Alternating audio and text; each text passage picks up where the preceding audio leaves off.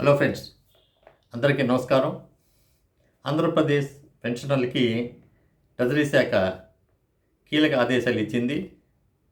Double DR కేసులకు సంబంధించినటువంటి ఒక మెమోని కూడా జారీ చేసింది. మరి ఈ మెమో ముఖ్య ఉద్దేశం ఏమిటి, దీంట్లో ఉన్నటువంటి ముఖ్యమైనటువంటి అంశాలు ఏమిటి అనేది ఈరోజు ఈ వీడియోలో తెలుసుకుందాం. ఎవరు కూడా వీడియోని స్కిప్ చేయకుండా పూర్తిగా చూడండి.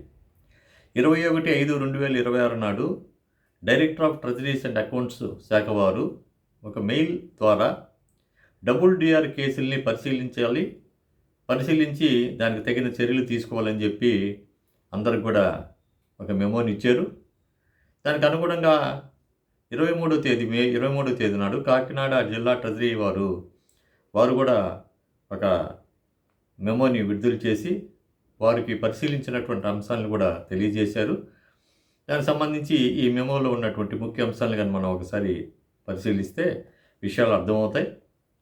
ఈ మెమో ప్రకారం ఏమిటంటే, ఒకే వ్యక్తి సర్వీస్ పెన్షన్ మరియు ఫ్యామిలీ పెన్షన్ రెండింటిపైన డిఆర్ పొందుతున్నాడా లేదా పరిశీలించాలి.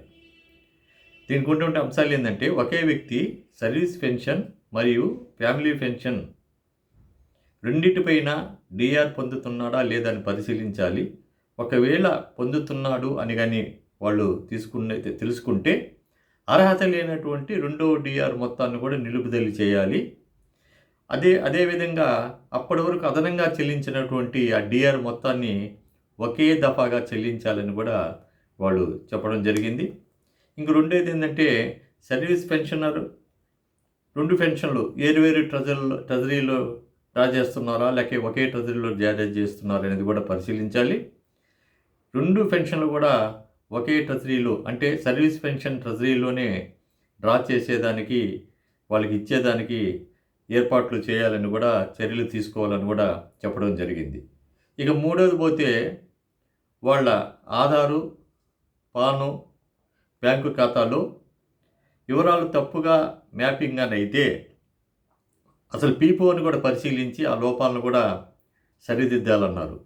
ఇక నాలుగోది ఏంటంటే, ఇటువంటి వివరాలన్నీ కూడా మే 31 తేదీ లోపల పరిశీలించి ఆ తీసుకున్నటువంటి చర్యల మీద నివేదిక కూడా ఇవ్వాలని చెప్పి వాళ్ళు తెలియజేయడం జరిగింది. వీళ్ళు చూపించినటువంటి పత్రంలో మొత్తం 8 కేసులు కూడా ఉదహరించబడ్డాయి. వాటిలో ఒకటి మాత్రము తప్పు ఆధారు, అదేవిధంగా సేమ్ అకౌంట్ నెంబర్ ఉండేది ఒకటి. మిగిలిన 7 కేసులు కూడా డిఆర్ ఎక్సెస్ అని చెప్పి వాళ్ళకి వచ్చినాయి.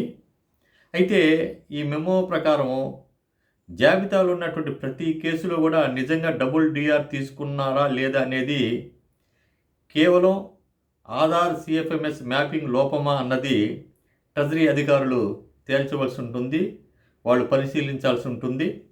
పరిశీలన పూర్తయ్యే వరకు కూడా ఇది కేవలం అనుమానిత కేసుల జాబితాలోనే కానీ మామూలుగా దాన్ని పరిగణించవచ్చు. కాబట్టి డబుల్ డిఆర్ కేసుల్లో నిజంగా తప్పు చేసిన వారిని మాత్రమే గుర్తిస్తారు. దీనివల్ల చాలామందికి కూడా డౌట్ రావచ్చు, డబుల్ డిఆర్ వస్తుందా అని. ఒక ఉద్యోగి స్పౌస్ ఇద్దరు కూడా ఎంప్లాయీస్ అయినప్పుడు సర్వీస్ పెన్షనర్గా హస్బెండ్ నుండి, తర్వాత అతను సర్వీస్ పెన్షనర్గా ఉండగా వారి వైఫ్ చనిపోతే ఆ ఫ్యామిలీ పెన్షనర్ అవుద్ది, అప్పుడు డిఆర్ ఇస్తారు. అయితే అప్పుడు ఏంటంటే, డిఆర్ ఇద్దరిలో ఎవరికి ఎక్కువగా ఉంటే వారి డిఆర్ని మాత్రమే ఇస్తారు. అటువంటి సందర్భాల్లో సమస్య రాదు. కానీ కొన్ని చోట్ల ఏంటంటే, ఇద్దరు చనిపోయిన తర్వాత వాళ్ళ వారసులుగా విడో డాటర్ కానీ ఫిజికలీ హ్యాండిక్యాప్డ్ కానీ వాళ్ళకి ఇచ్చేటప్పుడు కొంత అమౌంట్కి పరిమితం చేసి ఇవ్వాల్సినటువంటి పరిస్థితి ఉంది. కొన్ని సందర్భాల్లో ఏంటంటే, ఈ పాన్ వల్ల కానీ ఆ తప్పు నంబర్ల వల్ల, ఆధార్ వల్ల కొంతమందికి 2 డిఆర్లు పడినట్లుగా వాళ్ళు గుర్తించడం జరిగింది. అందుకోసం ప్రతి ట్రెజరీలో కూడా పరిశీలన చేసి అది పాను, ఆధారు, బ్యాంక్ అకౌంట్ల మిస్టేక్ వల్ల జరిగిందా, లేకపోతే మామూలుగా కూడా వాళ్ళు 2 తీసుకుంటున్నారా అనేటువంటి విషయాన్ని పరిశీలన చేసి 31 తేదీ లోపల వివరాలు ఇవ్వాలన్నారు. కాబట్టి దీనికి సంబంధించి ఎవరు పెన్షనర్లు కూడా కంగారు పడాల్సిన అవసరం లేదు. ఎవరైతే డబుల్ డిఆర్ వస్తుందో వాళ్ళలో కూడా కొన్ని సందర్భాల్లో మాత్రమే ఇటువంటిది వస్తుంది.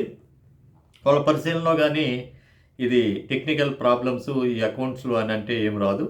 కాబట్టి మీరు కూడా ఏంటంటే ఇటువంటి వాటిలో ఈ తప్పు చేసిన వాళ్ళని గుర్తిస్తారా, లేకపోతే ఈ సాంకేతిక లోపాలు ఉన్నాయా అనే విషయాన్ని కూడా మీరు ఒక్కసారి కామెంట్ బాక్స్లో ప్రతి ఒక్కరు కామెంట్ చేయండి. ఈ వీడియో నచ్చినట్లయితే లైక్ చేయండి, మీ ఫ్రెండ్స్ అందరికి కూడా షేర్ చేయండి. ఎప్పటికప్పుడు తాజా వార్తలతోటి మీ ముందుకు వస్తాను. ఇట్లు మీ అజయ్ కుమార్.